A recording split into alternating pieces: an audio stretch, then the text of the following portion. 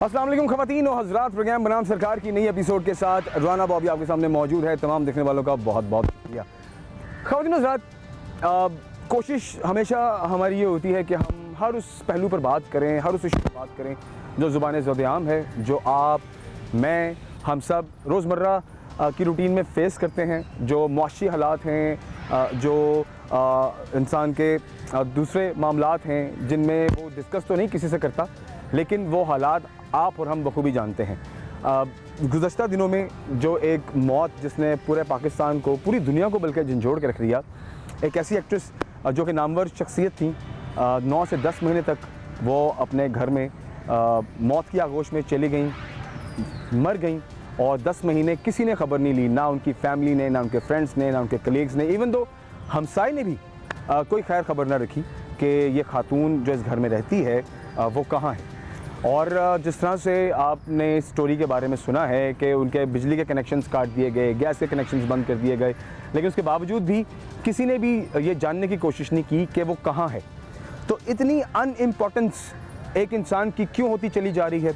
हम इतने लोगों को देख रहे हैं जो तन्हा पसंद होते चले जा रहे हैं, तन्हाई का शिकार हो रहे हैं, और जिसकी वजह से लोग ड्रग का शिकार हो रहे हैं, लोग डिप्रेशन का शिकार हो रहे हैं, लोग अपनों से दूर हो रहे हैं, और बहुत सारे ऐसे केसेस देखे हैं जिसमें लोग दुनिया फ़ानी से कूच कर रहे हैं।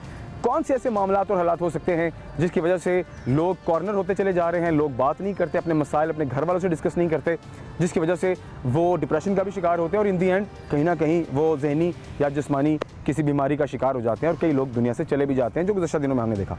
तो आज के प्रोग्राम में हम एक बार फिर से आगाही प्रोग्राम करेंगे और इस प्रोग्राम में हम थोड़ा जहनी जो तनाव है उस पर बात करेंगे, हम जो डिप्रेशन के लोग शिकार हो रहे हैं इस पर बात करेंगे, क्यों ये हालात पैदा हो रहे हैं, क्या मुआशी हालात इसके पीछे रीज़न है, क्या समाजी हालात इसके पीछे रीज़न है, क्या इंसान की अपनी चॉइस है अलग होना, और ये अलग होने के बाद जो हालात वाक़यात हम फेस कर रहे हैं या जो लोग फेस कर रहे हैं, क्या ये रीज़न्स हैं इसके पीछे या और भी दीगर वजूहात हैं इस तरह के हालात के पैदा होने की। सो आज के प्रोग्राम में हम थोड़ा साइकोलॉजिकली चीज़ों को डिस्कस करेंगे, समाजी और जो मुआशी हालात हैं इस पर बात करेंगे, इंसान क्यों अलग होता चला जा रहा है, क्यों कटता चला जा रहा है, और ये जो हालात हम देख रहे हैं, जो अमवात हम देख रहे हैं, इनके पीछे रीज़न्स क्या हो सकती हैं। सो सारी डिटेल पर बात करेंगे, प्रॉपर डिस्कशन करेंगे आज के प्रोग्राम में। जो माहिर नफ्सियात हैं उनसे भी मुलाकात करेंगे और जो समाजी अच्छी शख्सियात हैं, जो अच्छी सोच रखती हैं, जो अदब के लोग हैं, उनसे भी बात करेंगे और जानने की कोशिश करते हैं कि साइकोलॉजिकली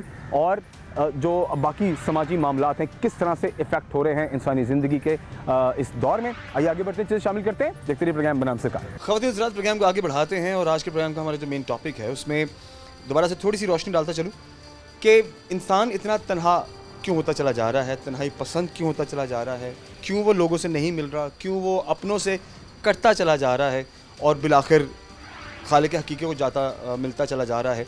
और गुज़श्ता दिनों में जो वाक़यात हमने मिस्टीरियस डेथ्स देखी हैं, मिस्टीरियस मैं इसलिए कहूँगा क्योंकि किसी को ना पता था, किसी को ना खबर थी कि कौन मर गया, हमसायों को ख़बर नहीं, माँ बाप को ख़बर नहीं, दोस्तों यारों को ख़बर नहीं, जो प्रोफेशनल कलीग्स हैं उनको ख़बर नहीं। तो ये कैसे मुमकिन हो सकता है कि एक शख्स 9-10 माह पहले दुनिया से जा चुका है और किसी ने उसका पता करने की कोशिश नहीं की? आखिर ये वजूहात क्यों हो रही हैं और इस तरह की जो वफ़ात लोग पा रहे हैं, लोग दुनिया से जा रहे हैं, मौत के मुंह में जा रहे हैं, रीज़न क्या हो सकती है? तो कुछ साइकोलॉजिकली चीज़ों को डिस्कस करते हैं, थोड़ा माशरती हालात पर रोशनी डालते हैं। इस हवाले से आज हमारे प्रोग्राम के जो पहले गेस्ट हैं हमारे साथ मौजूद हैं प्रोफेसर तारिक हाशमी साहब। आप principal oriental languages GC Faisalabad हैं। सर से हम ऑफ कोर्स स्पेशली जब इस किस्म के मामलात होते हैं तो मुलाकात मेरे लिए हमेशा अहम होती है। प्रोग्राम में सर को वेलकम करते हैं। सर कैसे हैं, ठीक ठाक हैं? अल्हम्दुलिल्लाह मैं बिल्कुल ठीक हूँ, आप सुनाइए। सर ठीक ठाक, काफ़ी अरसे बाद सर मुलाकात हो रही है, मसरूफ़ किधर हैं आप, ये बताएं। ये जो अभी आप बात कर रहे थे ना, तो उसकी वजह वही है कि आप भी थोड़े से तन्हाई पसंद हो गए, मैं भी थोड़ा तन्हाई पसंद हो गया। सर लेकिन हम शायद अभी भी हमारे अंदर जोश और जज्बा और आगे बढ़ने की लगन है, हम अपनों से प्यार भी करते हैं, हम मसाइल को फेस भी करते हैं, हमारे अंदर अभी वो क़ुव्वत है, हिम्मत है, तो हम दुनिया के थपेड़े बर्दाश्त भी कर रहे हैं, हम लड़ाइयाँ भी लड़ रहे हैं, अपनों के लिए भी जितनी हम हो सकता है हमसे वो हम उनके लिए करने की कोशिश कर रहे हैं, तो हम अभी सर्वाइव कर रहे हैं। लेकिन मुझे ये बताएं, हमने अब अक्सर व बेशतर ऐसे लोग भी देखे हैं जो हार जाते हैं, जो थक जाते हैं, ऐसा क्यों? एक तो अभी आपने जिस वाक़े की तरफ इशारा किया मुझे कभी कभी गालिब बहुत खींचता है अपनी तरफ। हमने माना कि तगाफुल ना करोगे, लेकिन खाक हो जाएंगे हम तुमको ख़बर होने तक। वाह। ये जो कल्चर है ना एक दूसरे से बेखबर रहने का, इसकी जानिब सबसे पहले गालिब ने अपनी शायरी में आगाही दी थी। रहिए अब ऐसी जगह चलकर जहाँ कोई ना हो, हम नफस कोई ना हो और हम ज़ुबां कोई ना हो, पड़िए अगर बीमार तो कोई ना हो तीमारदार, और अगर मर जाइए तो नौहा खां कोई ना हो। वाह। मैं अक्सर ये बात करता हूँ दोस्तों से कि वक्त का एक सैलाब है। जैसे सैलाब आता है तो जो चीज़ें बही जा रही होती हैं आप इन्हें रोक नहीं सकते, सैलाब उसे बहा के ले जा रहा है। जी ठीक है। ये जो हमारे यहाँ एक ख़ास तरह की तहज़ीबी फ़ज़ा पैदा हुई है, समाजी फ़ज़ा पैदा हुई है कि हम तन्हाई पसंद होते जा रहे हैं। जी। तो इसके पीछे बहुत सारे असबाब हैं। कुछ सबब ऐसे हैं जो हमारे अंदर हैं, कुछ सबब ऐसे हैं जो हमारे बाहर हैं। ठीक है। तो जो सबब बाहर वाला है पहले मैं उस पर बात करूँगा। श्योर। और वो है वक्त के साथ साथ जो मशीनरी इंसान को रिप्लेस कर रही है। ठीक है। यानी पहले वक्त आप देखिए कि फसल काटने के लिए भी देहात के जो लोग थे वो मैन पावर चाहिए होती, मैन पावर चाहिए। ठीक है। अब ज़मींदार को मैन पावर नहीं चाहिए, अब उसको एक थ्रेशर जो है वो काफ़ी है। ठीक है। तो मैन पावर की उस तरह उसको ज़रूरत नहीं रही। आप देखिए कि हम जो पंजाब में रहते हैं, एक लफ्ज़ होता है विंगार। जी ठीक है। ये पंजाबी का ख़ास लफ्ज़ है। ठीक है। अगरचे ये फ़ारसी का लफ्ज़ बेगार की बिगड़ी हुई शक्ल है, और बेगार एक मनफी लफ्ज़ है, लेकिन विगार हमारे एक बहुत ही महज़्ज़ब किस्म की एक सरगर्मी होती थी। विगार, विंगार इसमें नून भी शामिल है। विंगार, ठीक है। विंगार ये होती थी कि मेरे घर कोई काम है तो मुझे वो काम करवाने के लिए कुछ अफराद चाहिए, 15-16 अफराद, 20 अफराद। ठीक है। वो कोई भी दोस्त, अहबाब, रिश्तेदार, कोई भी। तो मुझे उसके लिए मज़दूर और मिस्त्री लगाने की ज़रूरत नहीं है।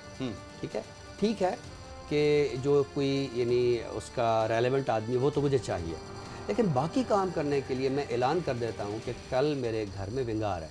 सही है। तो हर घर से, गांव के हर घर से एक या दो नौजवान आ जाएंगे और वो मेरा काम मुकम्मल कर देंगे, और मैं उनको दोपहर का या जो भी वक्त होगा मैं उसका खाना खिला दूँगा। बस ये सारा काम मिल के हो जाता था। लेकिन अब तो आपको हर काम के लिए पैसा खर्च करना पड़ता है, आप अपने खुद मसाइल के ज़िम्मेदार हैं। मुझे ये भी याद है कि हमारे मोहल्ले में हथौड़ी, सीढ़ी, पेचकस, इवन साइकिल, ये किसी घर में होते थे। और मुझे हथौड़ी चाहिए तो मुझे पता होता था कि वो चचा अब्दुर्रऊफ़ के घर हथौड़ी है। सही है। पूरे मोहल्ले को हथौड़ी रखने की ज़रूरत नहीं है, चचा अब्दुर्रऊफ़ की हथौड़ी काफ़ी है। सही है। पेचकस पूरा मोहल्ला उनसे मंगवाता है जब भी ज़रूरत पड़ती है। पेचकस मेरे घर में है। ठीक है। साइकिल मेरे साथ वाले पड़ोस में है। तो चीज़ें मुश्तरक होती थी। लेकिन अब आप देखिए कि मुझे अपने घर की तमाम अशिया ख़ुद ख़रीदनी है। जी। मैं अपने पड़ोसी से वो चीज़ नहीं मांग सकता। मुझे सुई, पेचकस, हथौड़ी, प्लास, ये मुझे अपनी ख़रीदनी है। सही है। मैं कहना ये चाहता हूँ कि एक वक्त था कि मशीन ने इंसानों को रिप्लेस नहीं किया था। आप देखिए कि हमारे घरों के नक्शे में टीवी लाउंज होता था। जी। अभी भी खैर टीवी लाउंज मौजूद है। अब लेकिन टीवी जो है वो बस दीवार पर लटका उस हद तक ख़त्म हो गया। ऐसे ठीक है। इससे थोड़ा सा पीछे जाएं तो टीवी भी पूरे मोहल्ले में एक या दो घरों में होता था, और चैनल भी एक होता था, और 8 बजे ड्रामा देखने के लिए पूरे मोहल्ले के बच्चे पता होता था। बिल्कुल ऐसे। तो एक इज्तिमाइयत की फ़ज़ा थी। बिल्कुल। लेकिन अब जो है चूँकि मशीन आ गई है, यानी टेलीविज़न भी एक मशीन थी और उसने रिप्लेस किया था नानी अम्मा को, दादी अम्मा को, लेकिन अब टेलीविज़न को भी रिप्लेस कर दिया हमारे मोबाइल फ़ोन ने। जी। ठीक है। और अब मोबाइल फ़ोन की जो नित नई फॉर्म्स आ रही हैं, तो उसके लिए मेरा जो हल्का अहबाब है वो मेरे फेसबुक फ्रेंड्स हैं, वो मेरे व्हाट्सएप ग्रुप के लोग हैं। तो मेरे घर के अफराद और मेरे मोहल्ले के अफराद और मेरी क्लास, ये जो है अब रेलेवेंट नहीं है। अच्छा सर, अगर हम ये माने यहाँ पे कि जो सोशल मीडिया है, हमने अक्सर व बेशतर इस पर बात भी की है, उसका एक बहुत नेगेटिव यूजेज तो था, लेकिन वो इंसान को अपनों से काटने में भी एक बड़ा उसका एक रोल जो हमें अब नज़र आ रहा है, जिसके साइड इफ़ेक्ट्स हमें देखने को मिल रहे हैं। तो ये गलत तो नहीं होगा ये बात कहना? ये बात बिल्कुल दुरुस्त है। सोशल मीडिया ने जो आपका हकीकी वजूद है उससे तोड़ दिया है। और जो एक ख़याली वजूद है या मुअर्रा वजूद है उसके साथ जोड़ दिया। यानी मेरा जो फेसबुक फ्रेंड है वो यहाँ से कई मील दूर बैठा हुआ है, वो है तो है, मैं उसको वैसे फिजिकली जानता भी नहीं नहीं जानता हूँ, ठीक है। तो मैं उसके जोक्स को एंजॉय करूँगा, मैं उसको चीज़ें भेजूँगा, मैं उसके लाइक्स को पसंद करूँगा, और मैं घर के किसी भी कोने में बैठा रहूँ, मुझे रोटी पानी की खबर नहीं है, नहीं किसी आएगी की खबर नहीं है। तो वो जो हकीकी वजूद के साथ एक ताल्लुक़ था, मैं सिर्फ सोशल मीडिया को इल्ज़ाम नहीं देना चाह रहा। मैं आपको, मैंने शुरू में एक मिसाल दी है कि एक सैलाब है मशीनरी का। यानी आप देखिए एआई आ गई है, उससे पहले टेलीविज़न था, या मैंने आपको थ्रेशर की मिसाल दी है। तो इंसानों को जो मशीनें रिप्लेस कर रही हैं, वो मुझे जॉन इलिया की एक गज़ल है, हार आई है कोई आस मशीन, हार आई है कोई आस मशीन। हाँ, तो इस गज़ल में एक शेर है कि यही रिश्तों का कारखाना है, यही रिश्तों का कारखाना है, एक मशीन और उसके आसपास मशीन। तो मशीनें जो है वो इंसान को रिप्लेस कर रही हैं, और इन मशीनों के रिप्लेसमेंट की वजह से हर इंसान जो है वो हकीकी वजूद से ताल्लुक़ तोड़ के तो मुअर्रा वजूद की तरफ जा रहा है। ज़बरदस्त। हमारे साथ तारिक हाशमी साहब मौजूद हैं, ख़वातीन हज़रात। और हम इंसान तन्हा क्यों हो रहा है, क्यों मुआशरे से अलग हो रहा है, अपने मसाइल अपने ही अंदर क्यों रख रहा है और उसको बेयर भी कर रहा है, और उसका नतीजा आप और मैं बखूबी देख भी रहे हैं। जो हालात अब हमें दरपेश हो रहे हैं, मेरे ख्याल से इट्स अलार्मिंग सिचुएशन, और इस पर काम करना और हमें अपने इर्द गिर्द लोगों पर ध्यान रखना बहुत ज़रूरी है। मज़ीद गुफ्तगू करते हैं, ब्रेक की जाम जाते हैं, वापस आते हैं हमारे साथ। ज़्यादा वापस आ चुके हैं, बहुत शुक्रिया। हमारे साथ प्रोफेसर तारिक हाशमी साहब मौजूद हैं। अच्छा सर, एक सवाल मेरे माइंड में है, हम इस वक्त कम गोई करना, मतलब लोगों से कम बात करना, थोड़ा एरोगेंट रहना और एरोगेंस को लेके चलना, और हमें ये लगता है कि इट इज़ कूल, या लोग मेरे बारे में बात करते हैं भाई ये बड़ा अप टू द मार्क बात करता है, बड़ी कम बात करता है, और बड़ा जो है वो देख समझ कर बात करता है, तो इसके साथ रवैया भी वैसा रखो। तो आप मुझे ये बताएं, क्या ये रवैया, इसको अपना लेना, ये कितना पॉजिटिव है और ये उस शख्स के लिए कितना बेहतर है या नहीं है? काइंडली ये बताएं। देखिए, कम गोई एक वस्फ़ है और अच्छा वस्फ़ है, लेकिन आपने जिस तनाजुर में बात की है वो ये है कि हर फ़र्द कम गो होता जा रहा है, हर फ़र्द दूसरे फ़र्द से बोलने से गुरेज कर रहा है, हर फ़र्द अपना हाल दिल दूसरे से छुपाने में आफ़ियत महसूस करता है। देखिए, मैं कोई माहिर नफ्सियात तो नहीं हूँ, लेकिन ज़ाहिर है मैं शेर कहता हूँ और अदब को पढ़ता हूँ और अदब पढ़ाता हूँ। मैं ज़ात तौर से ये समझता हूँ कि दो चीज़ें आई हैं अहद हाज़िर के इंसान में। एक आई है ईगो, अना।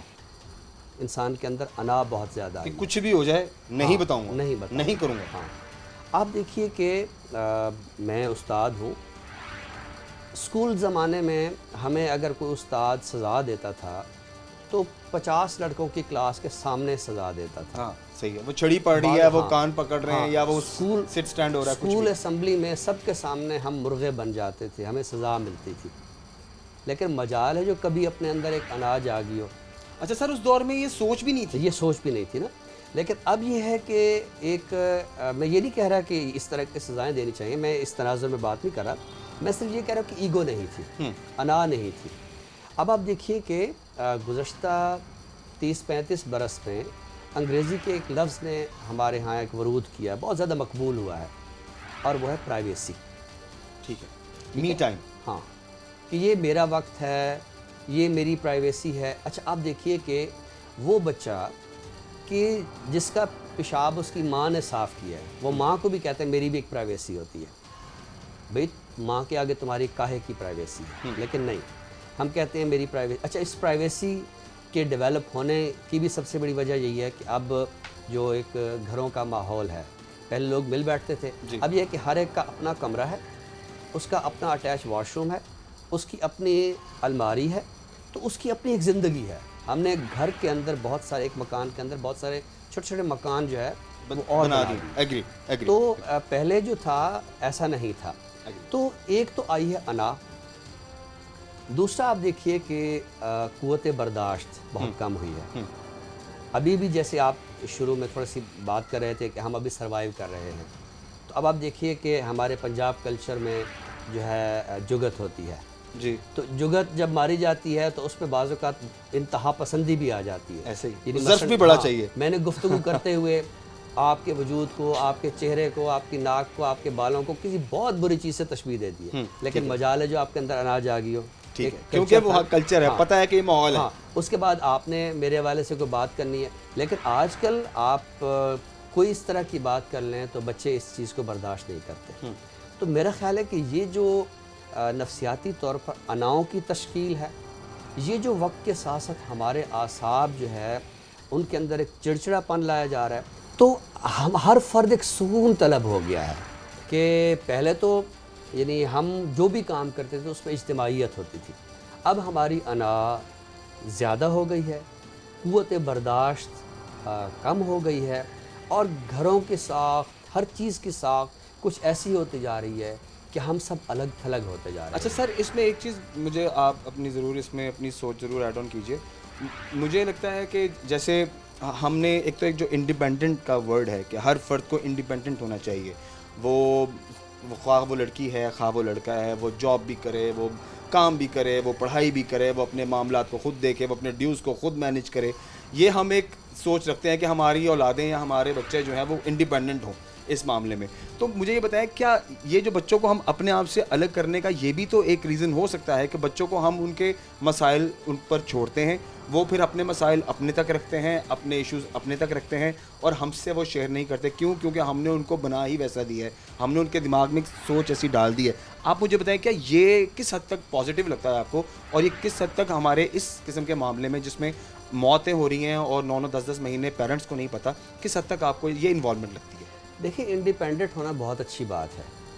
एक वक्त था कि एक शख्स कमाता था, पूरी फैमिली खाती थी। जी, यानी असल में होता क्या है, हम बाज़ अच्छाइयों को बग़ैर समाजी तरबियत के अपना लेते हैं। ठीक है। इंडिपेंडेंट होना एक अच्छा समाजी ज़ाविया है, लेकिन उसका हुआ क्या है, मैं इंडिपेंडेंट हुआ तो मैंने ये तय कर लिया कि मैंने जो कमाया है इस पर मेरा हक़ है। ऐसा नहीं है। आप इंडिपेंडेंट हो, मैं कहता हूँ घर के 6 अफराद हैं, 6 के 6 अफराद इंडिपेंडेंट हों, लेकिन वो कंट्रीब्यूशन में इंडिपेंडेंट हो। जब अपना अपना कंट्रीब्यूशन ज़रूर करें, वो करें। लेकिन जो इज्तिमाई ज़िंदगी है, आप देखिए पूरा यूरोप, जितने भी तरक्की याफ्ता ममालिक हैं, उसमें जो खुद इन्हिसारियत है, जिसको आपने इंडिपेंडेंस कहा है, वो खुद इन्हिसारियत जो है वो उन सब में है। ठीक है। लेकिन मैं ये कहता हूँ कि खुद इन्हिसारी को आप इस तरह भी आइडियलाइज़ ना करें कि हर फ़र्द जो है ये कहे कि नहीं, ये मेरा पैसा है तो इस पर मेरा हक़ है, और तेरा मसला तेरा, ये तेरा मसला है तो ये तेरा मसला होना चाहिए। मैं फिर एक बार फिर उस देहात के कल्चर की तरफ जाऊंगा कि कोई फ़र्द बीमार होता था तो वो पूरे गांव का बीमार है। किसी घर में कोई काम होता था, वो पूरे गांव का काम होता था।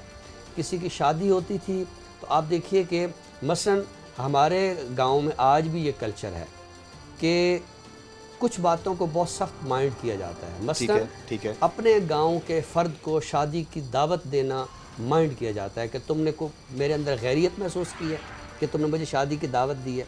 दूसरी जो बात माइंड की जाती थी कि अगर किसी के यहाँ शादी है या कोई बड़ी असाइनमेंट है और उसने मेरे घर आकर ये नहीं कहा कि मेरे घर काम है और आप अपना बेटा भेजें, सही है, अगर वो ये भूल गया है तो मैंने इसको माइंड किया है, सही है, कि तुम्हारे घर इतना बड़ा काम था तो तुमने मुझे आकर क्यों नहीं कहा। यानी ये दो बातें माइंड की जाती थी। क्यों माइंड की जाती थी कि एक इज्तिमाइयत का कल्चर था, मिल बांट के मामलात होते थे। यानी अगर किसी ने मुझे शादी की दावत दी है और मेरा पड़ोसी है तो मैंने इसको गैरियत महसूस की है। मैंने ये तय कर लिया है कि मैं उसकी शादी में मदऊ हूँ। मैंने ये तय कर लिया है कि उसके शादी के काम जो है वो मैंने, मेरे बेटे ने करने हैं, ये मेरे बेटियों ने करनी है। तो ये जो है इंडिपेंडेंट बिल्कुल आप हो, ये अच्छा वस्फ है। लेकिन मैं फिर कहूँगा कि हम बहुत सारे अच्छे औसाफ को बग़ैर ज़हनी तरबियत के, बग़ैर नफसियाती तरबियत के हम जब कबूल करते तो फिर इस तरह की कबाहतें पैदा होती हैं। सर, अब आप ये सारी सिचुएशन आपके सामने है, अब गुज़श्ता हालात भी आपने देखे हैं, हमें बताएं कि हम अगर एक माशरे की सूरत को सामने रखें तो हम किस जानिब जा रहे हैं और ये किस हद तक ख़राबी आने वाले वक्त में आप एक्सपेक्ट कर रहे हैं, अगर इस तरह के हालात हमें अमूमन और फिर रोज़मर्रा की ज़िंदगी में भी अगर हमें देखने सुनने को मिलते रहें? एक लफ्ज़ बोल रहा हूँ, तबाही, इसके अलावा कोई चारा नहीं है। इस मौके पर मेरी ज़ाती राय ये है, मैं उस्ताद हूँ और हमारे यहाँ एक कम्युनिटी सेंटर होता है जिसे हमने अभी तक कम्युनिटी सेंटर नहीं बनाया, और वो है मस्जिद। ठीक है, आप अपने स्कूलों को, अपनी मसाजिद को, अपने इमाम बारगाहों को एक कम्युनिटी सेंटर बनाएं। वो जो मखसूस पुराने मसाइल थे उनसे निकलिए, बच्चों की ज़हनी तरबियत कीजिए, वालिदैन की ज़हनी तरबियत कीजिए। ठीक है, कुछ चीज़ें ऐसी हैं कि हम वक्त की तब्दीली को नहीं रोक सकते, लेकिन हम अपने आप को उस तबाही से बचा सकते हैं कि अगर हम एक दूसरे के साथ एक दूसरे का दुख दर्द बांटें, हम ये समझें कि हाँ मेरा कोई हम नफस है, हम ये समझें कि हमारा कोई हम ज़ुबान है, मेरा कोई पड़ोसी है, मेरा कोई रिश्ता है। अच्छा, आपने कभी गौर किया ये लफ्ज़ रिश्ता का क्या मानी होता है? रिश्ता धागे को कहते हैं। जैसे हमने कपड़े पहने हुए ना, तो हमारे इन कपड़ों को एक धागे ने जोड़ा हुआ है। एक किताब होती है तो उसमें अगर 200 सफ़ात हैं तो उन 200 सफ़ात को एक कागज़, एक रिश्ते ने, एक धागे ने जोड़ा हुआ है। ठीक है। तो ये जो रिश्ते होते हैं ये धागे होते हैं। ये धागे जब तक मौजूद रहते हैं तो चीज़ें आपस में मिली रहती हैं। जब ये धागे टूट जाते हैं, जब ये धागे पुराने हो जाते हैं, तो फिर वो जिल्द जो है वो फट जाती है। तो अब लेकिन तारिक साहब, अब देखें हज़ारों बच्चे, लाखों बच्चे हमारे शहर फैसलाबाद में मुख्तलिफ़ शहरों से हैं। ठीक है, लाहौर में मुख्तलिफ़ शहरों से हैं, दूसरे मुल्कों में लोग जाते हैं बच्चे पढ़ने के लिए। अब जब आपके फ़र्स्ट ईयर, सेकंड ईयर, ये जो उम्र होती है 16, 17, 18 साल, और हम बच्चों को हॉस्टल्स में भेज देते हैं, अच्छी पढ़ाई के लिए मुख्तलिफ़ शहरों में भेज देते हैं, तो वहाँ का कल्चर, वहाँ वो जिस तरह से अडॉप्ट हो जाता है, और वो फिर जो फैमिलीज़ उनसे कटी रहती हैं, मतलब महीने बाद बच्चे ने आना है तो बस अब मिल लिया तो पता चल गया, अदरवाइज़ उसके क्या हालात मामलात हैं बच्चे भी नहीं बताते आजकल। अब मेरा बेटा भी है माशाल्लाह, ही 17, वो मुझे नहीं बताता मेन इश्यूज़ के, उसके बाहर के क्या असली मसाइल हैं। देखें, तो ये मुझे बताएं, ये जो हिजरत है ना, ये कोई नई चीज़ नहीं है।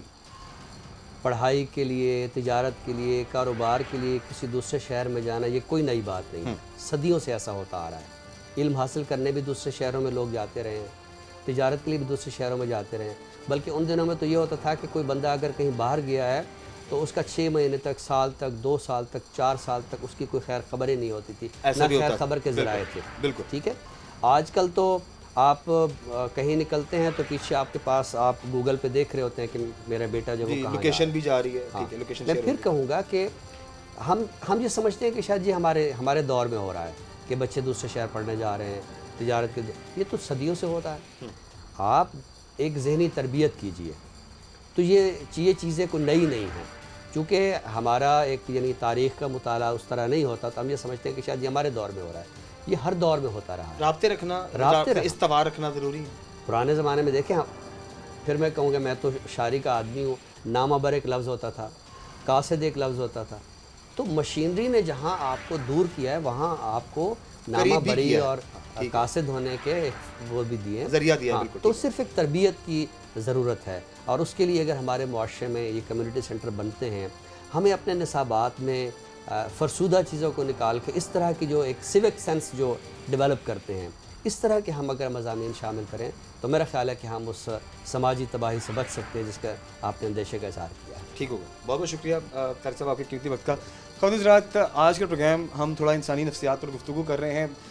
तारिक हाशमी साहब प्रिंसिपल ओरिएंटल लैंग्वेज जिस यूनिवर्सिटी फैसलाबाद हैं, जिस यूनिवर्सिटी में एज आप प्रोफेसर आपने अपनी खिदमत सरअंजाम दी हैं, और बहुत बाज़ौक़ हैं माशाल्लाह, शायर भी हैं, और उनकी गुफ्तगू से आपने अंदाज़ा लगा लिया होगा। और ये सिर्फ मेरी बात नहीं, माशाल्लाह पूरा शहर उनको बखूबी जानता है। तो हम थोड़ा समाजी मामलात को डिस्कस कर रहे थे, अब प्रोग्राम में आगे बढ़ते हैं, प्रोग्राम में मज़ीद चीज़ें शामिल करते हैं। सर का बहुत बहुत शुक्रिया, सर आपने कीमती वक्त दिया। आइए आगे बढ़ते हैं, चीज़ें शामिल करते हैं हमारे साथ। हज़रात, प्रोग्राम में आपको एक बार फिर से खुशामदीद कहते हैं, और प्रोग्राम के इस हिस्से में अब हम कुछ मज़ीद पहलुओं पर बात करेंगे कि जो साइकोलॉजिकल इश्यूज़ हैं वो क्यों बढ़ते चले जा रहे हैं, इंसान क्यों तन्हाई पसंद होता चला जा रहा है, और बेसिकली जो लोनलीनेस है, अपनी लाइफ में मगन रहना, अपनी चीज़ें शेयर ना करना, अपने मामला किसी को मत बताना, अपने तक रखना, उसके जो साइड इफ़ेक्ट्स हैं, इस पर बात करेंगे। और इस पर बात करने के लिए हमारे साथ डॉक्टर तुबा कायनात हमारे साथ मौजूद हैं। आप साइकोलॉजिस्ट हैं और इसके अलावा स्पीच थेरेपिस्ट हैं। डॉक्टर साहबा से मुलाकात बहुत ज़रूरी है, क्योंकि अब हम थोड़ा टेक्निकल चीज़ों पे भी बात करते हैं, और जो इनसाइड इश्यूज़ जो इनके एक्सपर्ट ओपिनियन कहता है वो आप तक पहुँचाते हैं। डॉक्टर साहब को शामिल कहते हैं। डॉक्टर साहब कैसे हैं, ठीक ठाक हैं? अल्हम्दुलिल्लाह। अब डॉक्टर साहब, मुझे ये बताइए कि ये जो हम तन्हाई पसंद होते चले जा रहे हैं, ये न्यू जनरेशन की हम बात करते हैं, न्यू जनरेशन तन्हाई पसंद होती चली जा रही है, कॉर्नर होती जा रही है, अपनी लाइफ में मगन, और वही एक सर्कल है उसके अंदर ही रहते हैं, उसी में खुश रहते हैं, चाहे वो सोशल लाइफ है, चाहे वो उनकी ऑफिशियल लाइफ है या प्रोफेशनल लाइफ है, घर वालों से भी डिस्कशन नहीं। और क्या होता है कि उसके जो साइड इफ़ेक्ट्स हैं, गुज़श्ता कुछ दिनों में हमने एक बहुत बड़ा सानहा कराची में हुआ एक्ट्रेस के साथ, वो भी हमने देखा, और ऐसे बेशतर वाक़यात हैं जो हम देख चुके हैं। क्या वजह लगती है आपको? देखिए, इसकी मल्टीपल रीजन हैं। सबसे मेन इशू ये है कि हमारा जो स्क्रीन टाइमिंग वो बहुत ज़्यादा इंक्रीज कर ठीक गया है। उसकी वजह से हमने एक अपनी ही एक इमेजिनेटिव वर्ल्ड बना लिया है, जिसमें हम चीज़ें जो भी देख रहे हैं वो हमें वैसे ही थॉट्स पैटर्न्स प्रोवाइड कर रहे हैं। ठीक है। उन थॉट्स पैटर्न की वजह से हमारी फीलिंग्स पैदा होती हैं, जनरेट होती हैं। ठीक है, उसके बाद हम जब फीलिंग्स के अकॉर्डिंग एक्ट करते हैं तो चीज़ें वैसे ही लिंक्ड होती चली जाती हैं, और आप step by step isolation, depression, anxiety उसके अंदर चले जाते हैं। ठीक है। सो ये रीज़न लगती है आपको? नहीं, इसके अलावा एक और रीज़न भी है, मल्टीपल रीज़न है। मैंने आपको पहले जी, बताया, sure, सिर्फ जी, एक रीज़न नहीं है कि स्क्रीन टाइमिंग इंक्रीज़ कर रहा है। दूसरा ये भी है कि कम्युनिकेशन गैप, वो भी कहाँ से आया? जब स्क्रीन टाइमिंग इंक्रीज़ हो गया तो क्या हुआ? कम्युनिकेशन गैप बिल्डअप हो गया। क्या हुआ कि हमने यहाँ पे एक मेन प्रॉब्लम ये आ जाता है, हमारी सोसाइटी का प्रॉब्लम है कि हम हम उसको जाके डील करते हैं जो हमें फिजिकली नज़र आ रही है। ठीक है। जैसे किसी का बाजू टूटा हुआ है ना, वो आपको नज़र आ रहा है। हाँ, आप समझते हैं, ठीक है, उसका ट्रीटमेंट लेते हैं। यस। अब आप फैमिली में भी अगर किसी बच्चे का बाजू टूटा है ना, तो उसे सिंपैथी प्रोवाइड की जाती है, उसका जाके हालचाल भी पूछा जाता है, उसको पूरी टेक केयर हो रही होती है। अगर एक चुप करके बच्चा बैठा है, उसके पास जाके कोई नहीं पूछता कि क्या हुआ। सही है। मोस्टली क्या कहा जाता है कि ये वैसे ही बैठा है, ये थोड़ी वैसे देर ही में चुप ठीक हो रहता है, जाएगा। हाँ, या वैसे ही अपने मूड में रहता है, खामोश इसका रहता मूड है। खराब है, थोड़ी देर में ठीक हो जाएगा। ठीक है। एग्री। वेरी करती है पर्सनालिटी। हर बच्चा खुद से आके माँ को नहीं बताएगा कि मामा मेरे साथ ये हो गया, इसकी वजह से मुझे बुरा लग रहा है। हाँ, ठीक है, बिल्कुल। ठीक है। I agree. ये एक प्रॉब्लम आ जाती है। अच्छा, ये तो भी मैं कहता हूँ कि माएँ या जो पेरेंट्स हैं, जब वो बच्चा बोल भी नहीं सकता तो उसके सारे मसले समझ जाती हैं। समझ जाती है। ठीक है। तो बिल्कुल, जब वो बिल्कुल। बड़ा हो जाता है तो फिर मसाइल क्यों नहीं समझ में आते? उसकी मेन रीज़न ये है, देखें, अब बच्चा बड़ा हो गया, हमें ये लगने लग गया कि ये इंडिपेंडेंट हो गया, अब ये सारी चीज़ें खुद हैंडल कर सकता है। अगर वो स्टार्टिंग पे आके मशवरे भी कर रहा है तो आप उसको उस तरह से डील नहीं कर रहे हो। आप कहते हो ये तो हमारे साथ होता था, इट्स ओके, ये तो लाइफ का पार्ट है। वो आपसे ये चाह रहा है कि आप उसको सुन लें। हाँ, अब ठीक आप है। उसको सुन नहीं रहे हैं, आप अपना यहाँ पे ये कर रहे हैं कि नहीं भाई सबके साथ होता है, मजबूत बनो, कुछ नहीं होता, लाइफ का सर्कल है, हाँ, जिंदगी agree, चलती रहेगी, agree, ये तो agree, चीज़ें आती जाती नहीं, तुम इतने में घबरा गए हो। यहाँ पे बच्चा ये चाहता है कि मुझे सुना जाए, फिर चाहे आप उसको सुनने के बाद ये बातें कह दें, ये अलग चीज़ है। डॉक्टर साहब, मुझे ये बताइए कि जैसे कि समटाइम बच्चे अपने इश्यूज लेकर के आते हैं, और मैं सबसे पहले तो ये बहुत अच्छी बात समझता हूँ कि बच्चे अपना इशू बता दें। प्रॉब्लम हो गई है, झगड़ा हो गया है, लड़ाई हो गई है, कोई चीज़ गुम हो गई है। बच्चे डरते तो पहले ये नहीं बताते, बड़े कम बच्चे, इवन मेरे घर के बच्चे बड़े अच्छे हैं कि वो मुझे बता देते हैं, बेशक हम उनको डांट दें, डपट लें, जो भी। तो मुझे ये बताएं कि ये जो डांट डपट है हर छोटी छोटी बात के ऊपर, कि बच्चे से अगर गलती हो गई है, आपने उसको डांट दिया और सख्ती से डांट दी है, तो नेक्स्ट टाइम के लिए आप क्या मतवक्को करती हैं कि क्या वो बच्चा अपना इशू आपसे शेयर करेगा या वो अपने पास अपने तक उसको दबा लेगा? वो डर जाएगा। यहाँ पे कह लें कि एक फेयरफुल का फैक्टर स्टार्ट हो जाता है। वो बच्चा घबरा जाएगा, उसे लगेगा कि ये अगर मैंने बता दिया तो मुझे डांट पड़ेगी। वो डांट के चक्करों में उस चीज़ को छुपा लेगा। लेकिन उसका क्या प्रेशराइज उसने मेंटली तौर पे होना है, वो ये है कि वो बात छुपनी नहीं है, कहीं ना कहीं अम्मा पापा को पता लग जानी है। और जब पता लगनी है ना, जो रिएक्शन उसने सोचा हुआ है उससे भी ज़्यादा वर्स्ट रिएक्शन आना है घर वालों का, क्योंकि उसने छुपा लिया। ऐसे ही। अगर वो बता देता शायद उस टाइम उतना पीक का रिएक्शन ना आता। Absolutely, अब जब छुपाने के बाद किसी दूसरे पर्सन से पता चलेगी तो अम्मा अब्बा ने पीक का रिएक्शन करना है। यहाँ पे ये एक पॉइंट आता है कि पेरेंट्स को चाहिए कि आप पूछें कि उसने ऐसा क्यों किया, आपको क्या हुआ था, आप डर गए थे। यहाँ पे उसे होगा कि ये मेरी फीलिंग्स को समझ रहे हैं, ये मुझसे पूछ रहे हैं। और यहाँ पे मेंटल हेल्थ बच्चे की बहुत ज़्यादा कहने के एक स्टेबल हो जाती है, डिस्टर्ब नहीं होती। यहाँ पे वो इजीली एक कंफर्ट जोन में रहते हुए नेक्स्ट टाइम उसे पता चल गया कि मामा पापा ने मेरे से ऐसे बिहेव नहीं करना। अगर उसने यानी कि विजुअलाइज किया है ऐसा कोई बिहेवियर या उसने सुना है किसी से, उसकी वजह से वो डर गया है कि ये अब मेरी पैंटी लग जाएगी, Yes. मेरी पिटाई हो जानी है, तो उसने वो छुपा लिया।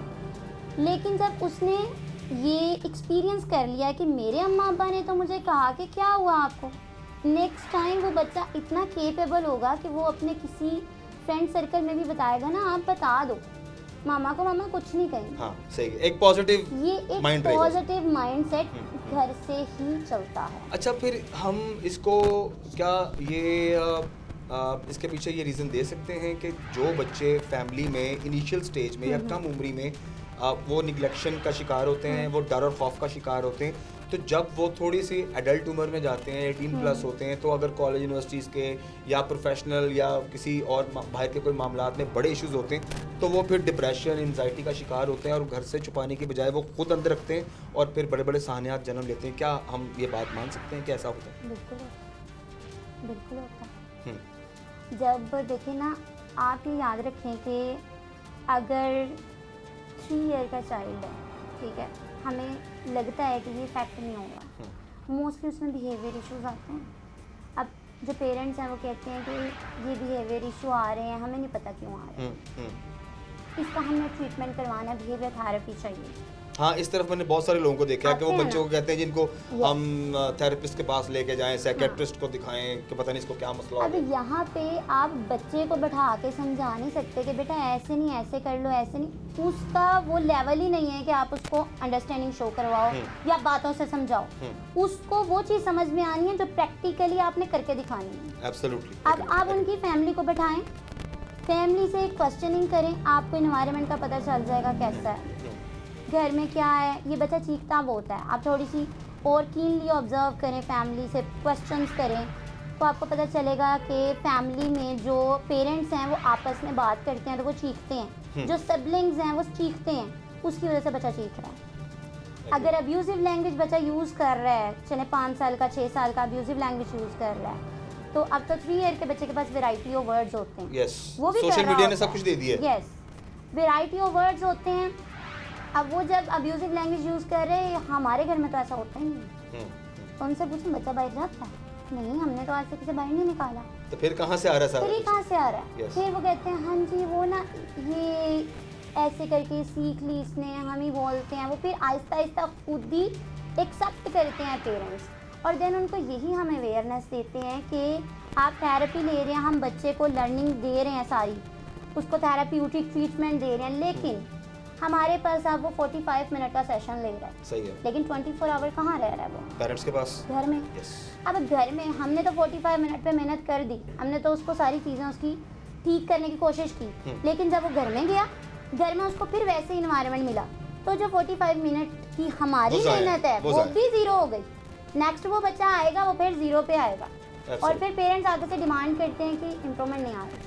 यहाँ पर एक ब्रेक लेते हैं और डॉक्टर तुबा कायनात हमारे साथ मौजूद हैं और हम जो हमारी न्यू जनरेशन है उनके जो साइकोलॉजिकल इश्यूज़ हैं, ये जो तन्हाई पसंद होती चली जा रही है जनरेशन, और उसके जो साइड इफ़ेक्ट्स हैं वो हम देख रहे हैं जो कि बहुत दर्दनाक हैं। इस पर डिस्कशंस हो रही हैं। अब ब्रेक की हम जाते हैं, वापस आते हैं हमारे साथ।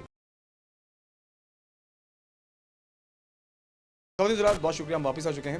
डॉक्टर साहब, आपने गुज़श्ता दिनों में एक खबर देखी होगी जिसने सोशल मीडिया पे, इलेक्ट्रॉनिक मीडिया पे बड़ी गर्दिश की है, पूरी दुनिया ने बड़ा इज़हार अफसोस भी किया। एक एक्ट्रेस हुमैरा असगर कराची में वो उस दुनिया फ़ानी से कूच कर गई, लेकिन उनकी मौत 9 महीने पहले, 10 महीने पहले हो चुकी थी।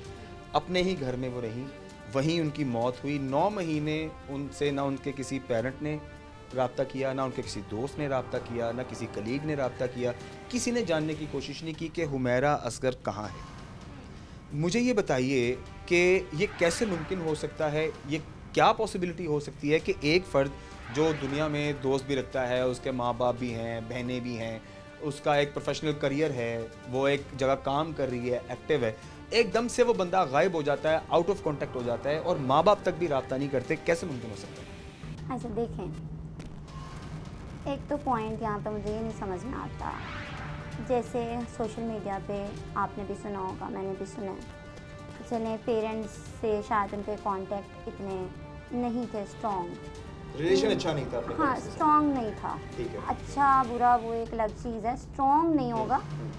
अच्छा पेरेंट्स के साथ तो रिलेशनशिप अच्छा ही होता है, लेकिन एक्टिव इतना नहीं होगा जितना एज़ कम्पेयर टू उन कॉलीग्स के साथ होगा जिनके साथ वो वर्किंग कर रही हैं, ठीक है, उन फ्रेंड्स के साथ होगा जिनके साथ वो इन टच थी। ठीक है, ठीक है।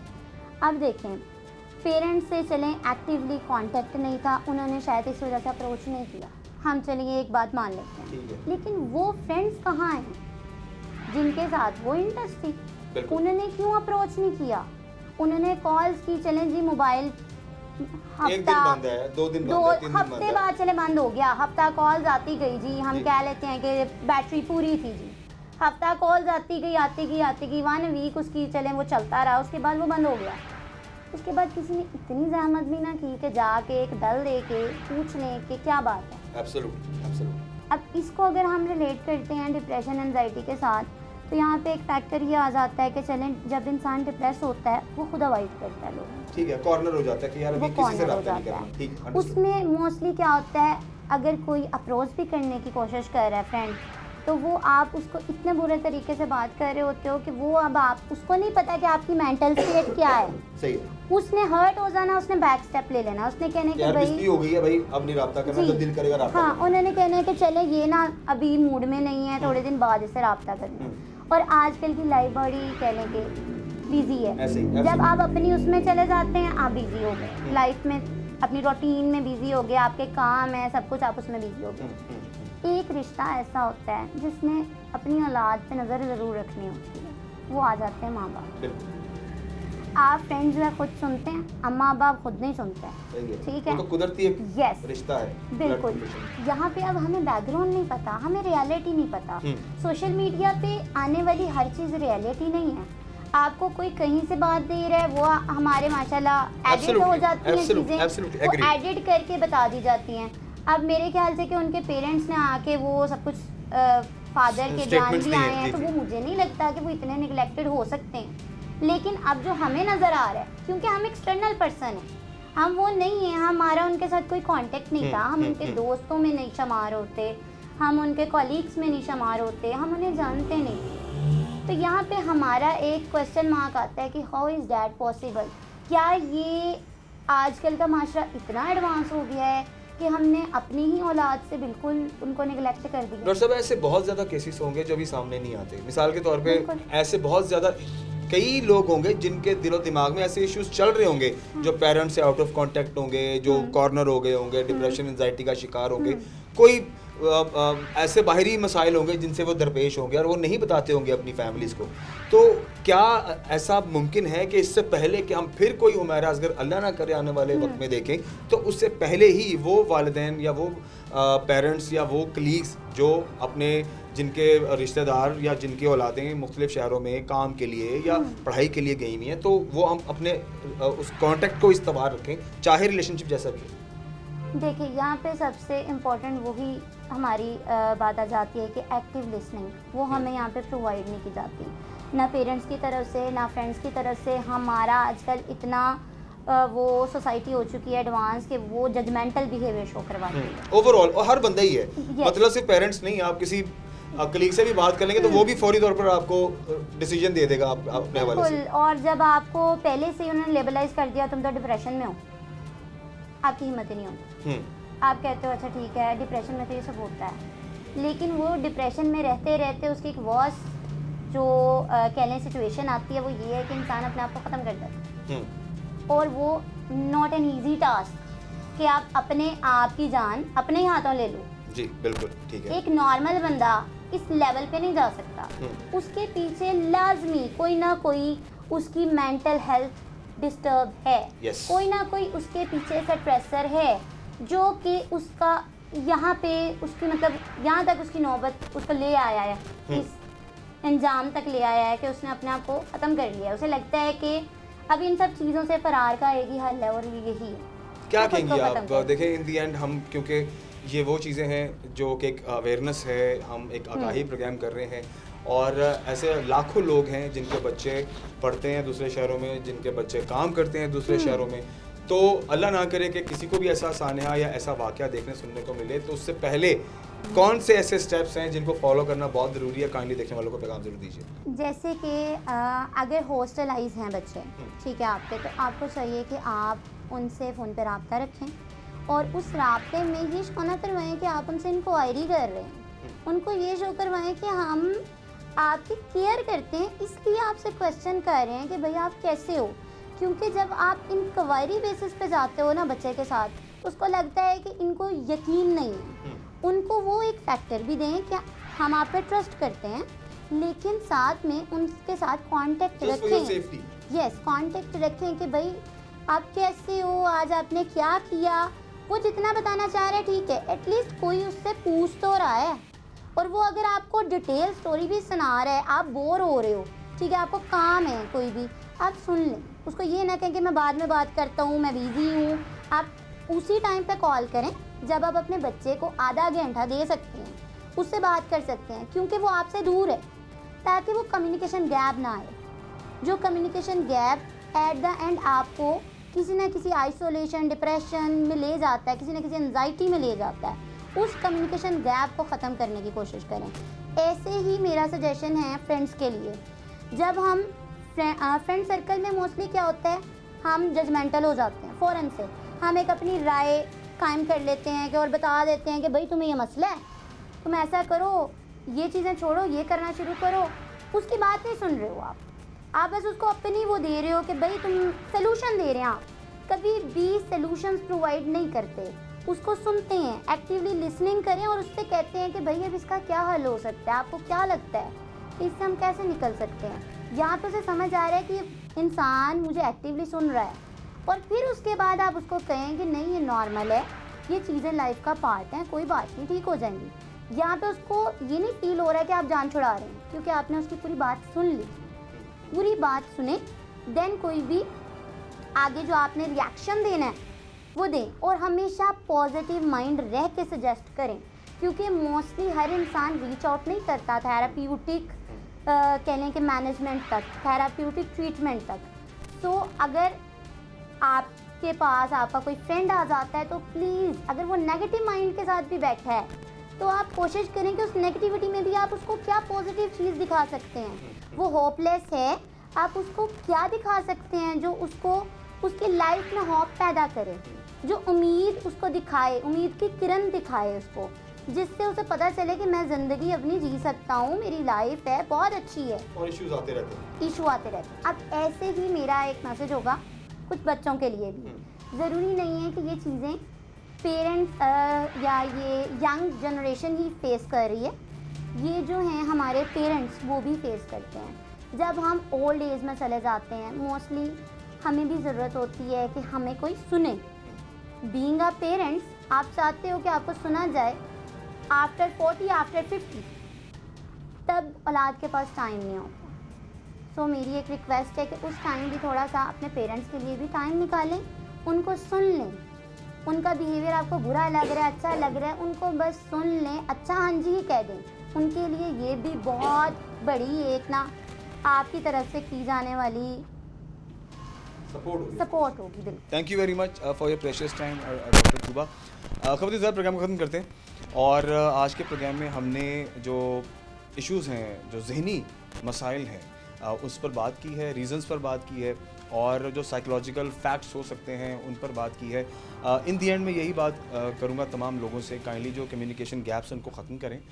चाहे बच्चे बात कर रहे हैं नहीं कर रहे, being a parent, being a बड़ा भाई, बीइंग अ बड़ी बहन, बीइंग अ गुड फ्रेंड, आपका फ़र्ज़ बनता है कि आप राब्ते में रहें, बच्चों से पूछें वो कहाँ हैं, क्या कर रहे हैं, कहाँ बिज़ी हैं। ये चीज़ें आपके इल्म में होंगी तो खुदा ना खास्ता कोई इशू भी हो तो भी आप तक पहुँच जाएगा। लेकिन जहाँ पर कम्युनिकेशन गैप्स आ जाते हैं वहाँ पर इश्यूज़ भी बिल्ड होते हैं। जब मसला सामने नहीं आएगा तो वो फिर अगर एक बंदा भी फेस कर रहा है तो कहीं ना कहीं वो उसके लिए बहुत बुरा साबित हो सकता है। सो मैं ये दुआ करता हूँ कि अल्लाह ना करे कि ऐसा कोई वाक़या दोबारा दरपेश आए कि हमारे ही फैमिली के कुछ लोग हमें इस तरह से दुनिया से जाते हुए या किसी मसले का शिकार होते हुए नज़र आए। सो मुझे पूरी उम्मीद है कि आज के प्रोग्राम की इस बेस से डेफिनेटली एक पैगाम देखने वालों तक पहुँचेगा, ताकि वो लोग अपने बच्चों से, अपने प्यारों से राब्ते में रहें, और किसी भी मसले में अगर वो हों तो सब उनके साथ मिलकर उस मसले का हल निकालें और बीइंग अ फ्रेंड उनके साथ ज़िंदगी में आगे बढ़ें। बहुत सारा ख्याल रखिए, इंशाल्लाह के प्रोग्राम में मिलते हैं। अल्लाह हाफ़िज़।